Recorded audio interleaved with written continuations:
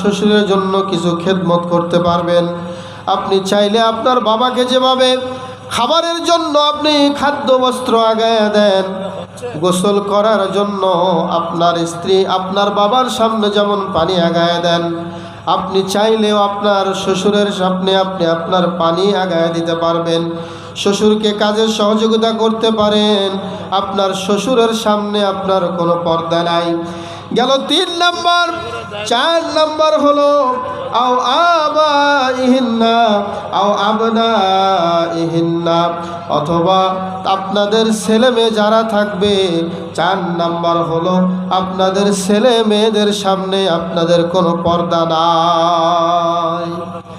আপনার ছেলে যদিও বিবাহ করেছেন অথবা আপনার নাতিপুতি হয়েছে, আপনার ছেলের বয়স 60 বছর হয়েছে, আপনার বয়স হয়তো বা 90 বছর হয়েছে, আপনার ছেলের সামনে আপনার কোনো পর্দা নাই।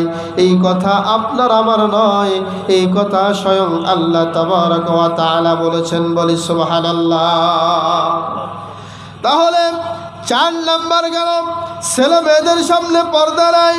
আও নিসাইহিন্না, অথবা যারা আপনার মতো মহিলা মানুষ, আপনাদের নিজেদের মহিলা যারা, মহিলাদের সামনেও আপনাদের কোনো পর্দা নাই। এটা হলো 5 নাম্বার।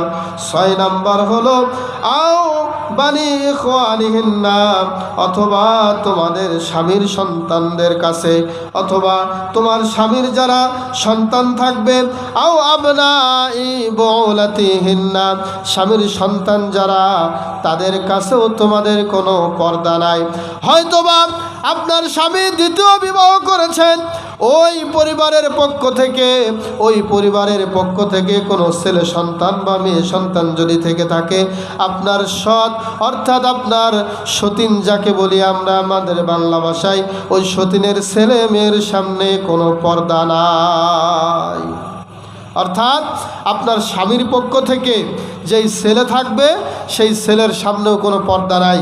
এরপরে আল্লাহ তাআলা আরও বলেছেন আর ইখওয়ানিহিন্না, আপনাদের আপন ভাই যারা, নিজের মায়ের রক্তের ভাই যারা, তাদের সামনেও কোনো পর্দা নাই। আমি যেই ব্যক্তিগুলোর কথা বলবো এই ব্যক্তিগুলো ব্যতীত যারাই থাকবে তাদের সামনে আপনাদেরকে পর্দা করতে হবে। এখানে আল্লাহ তাবারক ওয়া তাআলা যেই ব্যক্তিগুলোর কথা বলেছেন এদের সামনে ছাড়া বাকি যত পুরুষ আছে, যত ব্যক্তি আছে, সবার সামনে আপনাদেরকে পর্দা করতে হবে। 6 নম্বরে আল্লাহ তাআলা বললেন আও ইখওয়ানিহিন্না, তাদের ভাই ব্যতীত, অর্থাৎ আপনাদের আপন ভাই